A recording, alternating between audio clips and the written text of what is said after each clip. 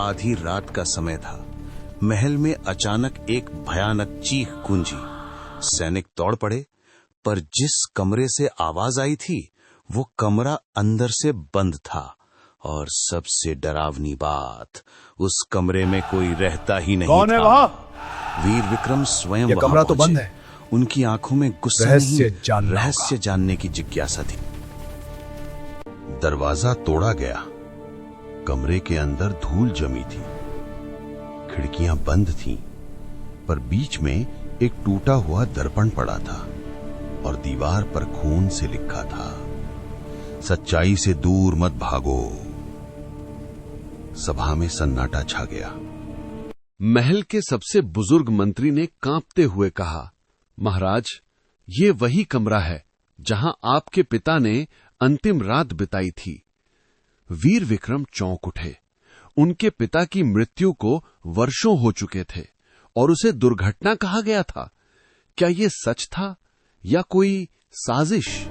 वीर विक्रम ने टूटे दर्पण को हटाया। नीचे एक गुप्त रास्ता था। वो अकेले उस अंधेरे रास्ते में उतर गए। अंदर एक पुराना कक्ष था और वहां एक नकाबपोश व्यक्ति खड़ा था। सच्चाई जानना चाहते हो? उसने धीमी आवाज में कहा। भूमिगत कक्ष में मशालों की लौ कांप रही थी। दीवारों पर परछाइयां डरावना आकार ले रही थीं।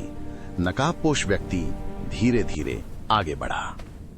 वीर विक्रम ने तलवार सीधी करते हुए कहा, तुम कौन हो और मेरे पिता की मृत्यु का सच क्या है? नकाबपोश हंसा। धीरे धीरे उसने अपना नकाब उतारा।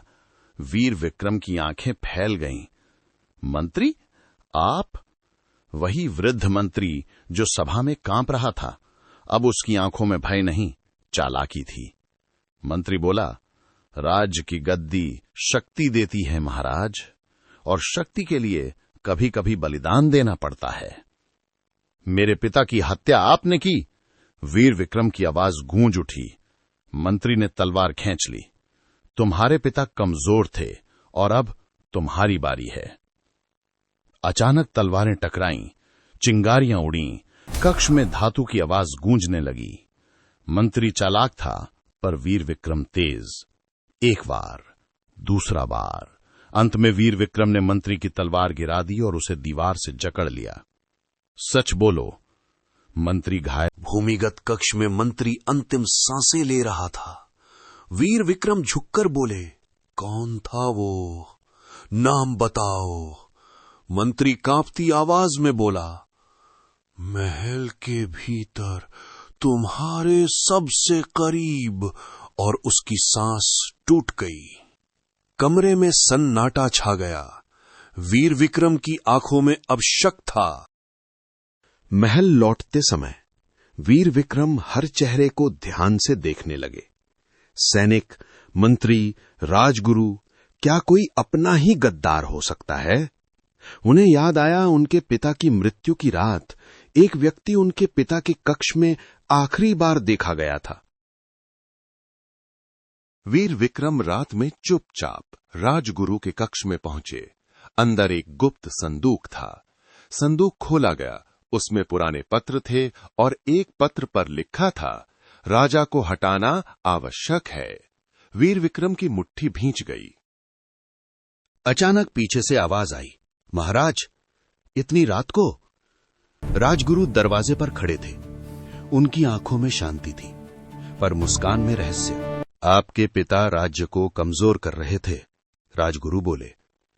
राज्य के लिए उनका जाना जरूरी। वीर विक्रम ने तलवार निकाली। राज्य की रक्षा हत्या से नहीं होती। तभी राजगुरु हंसने लगे। मैं अकेला नहीं, पूरा दरबार मेरे साथ है। दरवाजा खुला। कुछ सैनिक अंदर आए, पर वे राजा के सामने झुक गए। राजगुरु चौंक गए। वीर विक्रम बोले, सच्चाई छुपाई जा सकती है, मिटाई नहीं। सैनिकों ने राजगुरु को गिरफ्तार कर लिया। जाते जाते राजगुरु मुस्कुराए, तुमने मुझे पकड़ लिया, पर असली खेल अभी शुरू हुआ है। वीर विक्रम की आंखों में आग थी। क्या यह साजिश यही खत्म होगी, या राज्य पर कोई और बड़ा खतरा मंडरा रहा है? क्या यह युद्ध यही समाप्त होगा, या वीर विक्रम की असली परीक्षा अब शुरू होने वाली है? जानने के लिए जुड़े रहिए। वीर कथा के साथ।